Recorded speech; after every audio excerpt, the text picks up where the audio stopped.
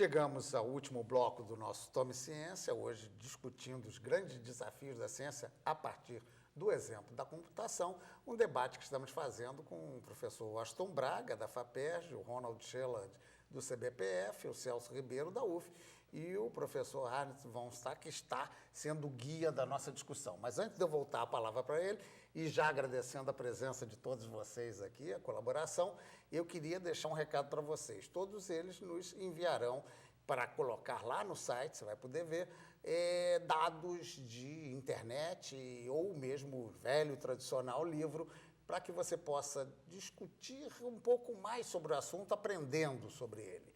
Então, essas indicações serão úteis para quem quiser aprofundar o assunto. Bem, professor, vamos... desculpe, www.tomeciencia.com.br. Esse é o endereço. Estamos falando de computador, eu já estou falhando aqui no meu. Bem, o último dos desafios da SBC. O quinto e último desafio é o desenvolvimento tecnológico de qualidade. Sistemas disponíveis, corretos, seguros, escaláveis, persistentes e ubíquos. É um monte de palavras para dizer que a gente quer fazer alguma coisa fidedigna, uma coisa que mereça confiança. Vocês, quando recebem uma conta de telefone, vocês acreditam no que está escrito ali? Dá para a gente acreditar? Às vezes dá Como para é que a gente desconfiar, pode né? verificar se aquilo está correto? Então, na realidade, nós temos que ter confiança no sistema de computação que está por trás, porque nós não temos outra alternativa. Suponha agora que a gente esteja desenvolvendo um software para controlar uma usina atômica. Aquela lá de Angra, você gostaria de morar do lado da usina se foi você que fez o software? Tem umas estatísticas que são um pouco tristes. Cerca de 50% do software entregue é entregue com defeitos graves. E não só isso, 50% do trabalho que pessoas gastam ao desenvolver software é desperdiçado em virtude de erros que precisam ser eliminados. Nós temos que mudar muito essa situação. Nós não podemos continuar produzindo software errado. Não é só erro de programação, é falta de compreensão, falta de entendimento do mundo real que nós estamos simulando através da computação. Isso volta, na realidade, ao segundo desafio, a modelagem. Nós não sabemos modelar corretamente e temos que aprender a modelar de uma forma satisfatória. Bem, eu vou dar só um pontapé aqui da bola para o alto a respeito da quantidade de software que tem hoje em qualquer produto. No telefone celular, já que você citou a telefonia, na máquina fotográfica, no carro da gente, que não tem só um computador de bordo, mas tem todo um sistema de sensor e computação para medir o consumo, fazer. É complicado, Ronald. Como é que a gente pode... não me preocupo muito com a conta, né? Errada, porque a conta errada depois corrige, mas será que eu devo evitar entrar num avião moderno? É esse o recado que você está me passando? Será que é? Será que eu devo evitar entrar num avião moderno hoje, que é essencialmente controlado por software? Na realidade, não. Na realidade, não, porque... Embora ali também tenha problemas, e já caíram aviões em virtude de falhas de software, existem regras extremamente rigorosas, controles muito rigorosos, quando você desenvolve software embarcado em aviões, o tal do avionics. As regras são extremamente rigorosas.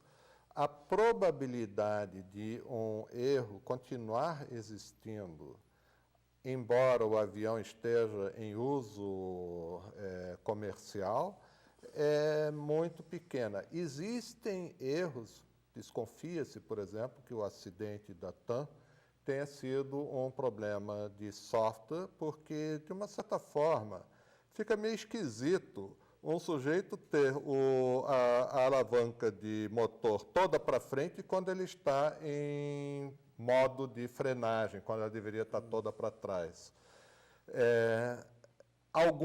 Algum entretravamento não funcionou de acordo. Se isso era conhecido ou não, não sei, eu não vou discutir. Da mesma forma, nós sabemos que nas engenharias tradicionais já tem muitos problemas também. Eu fiz engenharia mecânica e aprendi um negócio chamado resistência dos materiais. O livro de resistência dos materiais tem uma ponte pêncil na capa, que está sendo, no momento em que ela está sendo levada pelo vento. Então, tem um carrinho voando assim, jogado para cima, o outro já caindo dentro do mar e a ponte se desfazendo.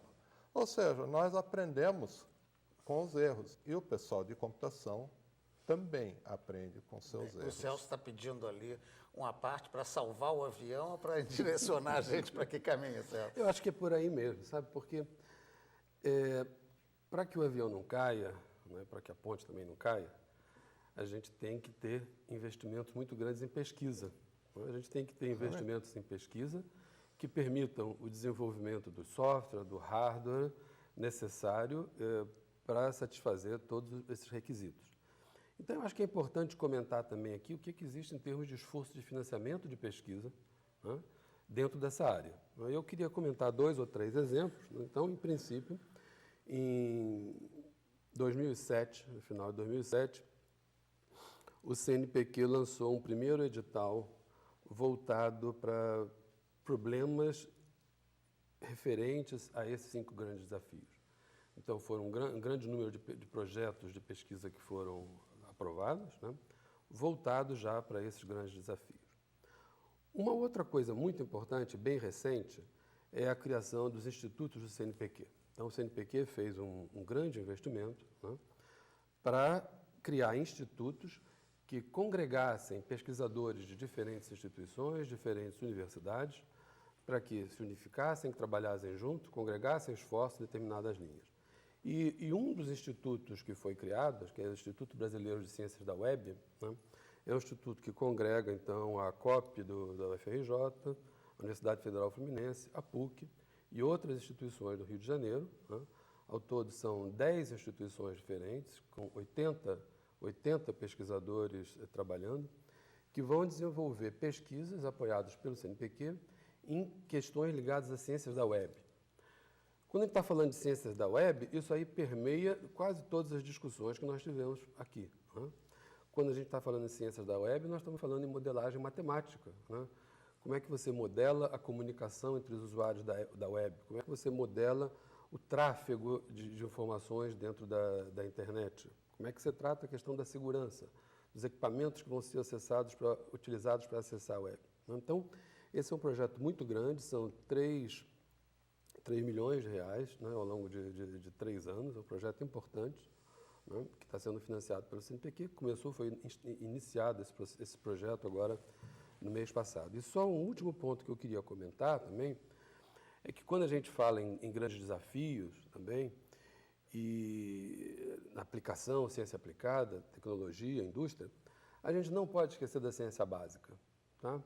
Eu tenho certeza que isso é uma coisa que o Scheller deve pensar nisso também, né, da importância que a gente tem de apoiar a ciência básica. Não é só a questão da gente apoiar as ciências da web, ou as ciências aplicadas, ou uma determinada parte da engenharia, mas apoiar toda a ciência básica, toda a pesquisa que está por trás disso. Então, dentro dessas ciências da web, dentro das ciências que estão envolvidas nesses cinco grandes desafios, existe toda uma questão de ciência básica, da matemática, da física, né, da questão de materiais por trás disso. Né, e essas questões são importantes e as organizações de apoio à pesquisa do Brasil, o CNPq em especial, têm que continuar investindo nisso, porque é isso que permite alavancar o resto da pesquisa aplicada. Então, é importante lembrar que temos que financiar a pesquisa aplicada, temos que financiar o desenvolvimento, mas não podemos deixar de desenvolver a pesquisa básica, que ela é fundamental. Tá? E isso o CNPq tem cumprido isso, por exemplo. Me parece que o Celso inaugurou já o caráter propositivo final, nós já vamos nos aproximar do final, vamos tentar aqui com o Washington, com o Ronald, quem quer começar primeiro aqui, Eu queria só pegar Vamos um lá. gancho no que disse o Celso, que é caminho do fim. o aspecto que eu acho que ele é importante, ele está chamando a atenção para o papel da ciência básica. Na verdade, é toda a cadeia do conhecimento, mas eu gostaria de chamar a atenção disso para um outro lado, quer dizer, que é a necessidade de você trabalhar as várias as ciências, tem que trabalhar coletivamente. Se a gente quer dar um salto no Brasil, a gente tem que aprender a trabalhar junto. A gente tem ainda no Brasil um pouco uma certa mentalidade corporativa. Mas, por exemplo, você está falando de ciências da web. A web foi inventada no CERN. Era exatamente o trabalho de físicos junto com o pessoal de engenharia e de computação é que deu origem ao www, que engendrou todo Esse boom essa da coisa internet, fantástica. Na verdade, os objetivos deles eram bem mais limitados, né? O que eu acho que fundamental é a gente talvez levar um nível muito mais elaborado esse diálogo entre as diferentes áreas. Quer dizer, eu, às vezes, para fazer o meu tipo de pesquisa, olhando lá os buracos negros, essas coisas, eu preciso da colaboração até de biólogos. Você vai dizer por quê? Porque eu uso lá algum determinado tipo de detetor que precisa de água e que não pode crescer alga na... A cadeia do conhecimento ela é muito complexa e é isso que a gente tem que sempre prestar atenção. E estimular esse entrelaçamento das diferentes áreas. Né? Gosto. Bom, eu concordo com todas as colocações, mas eu preciso, uma questão de consciência, voltar a um ponto que eu acho que é crucial nessa questão. Década de 70, Edmar Baixa criou um nome para o Brasil, a famosa Belíndia, né, que seria a mistura da Bélgica com a Índia. Eu acredito hoje que todo país do mundo tem uma Belíndia. Os países mais desenvolvidos são mais Bélgica, menos Índia e os menos, bom, o inverso. O que eu acho que no Brasil, a ciência sendo desenvolvida nas universidades, centros de pesquisa, instituições de pesquisa, tem sido muito bem patrocinada, apoiada pelos órgãos como o Celso colocou, MCT, CNPq, eles têm tido um papel fundamental nisso, né? Agora, tem um sentimento de falta da transformação dessa sociedade, que é o que de fato nós queremos um outro Brasil e não este.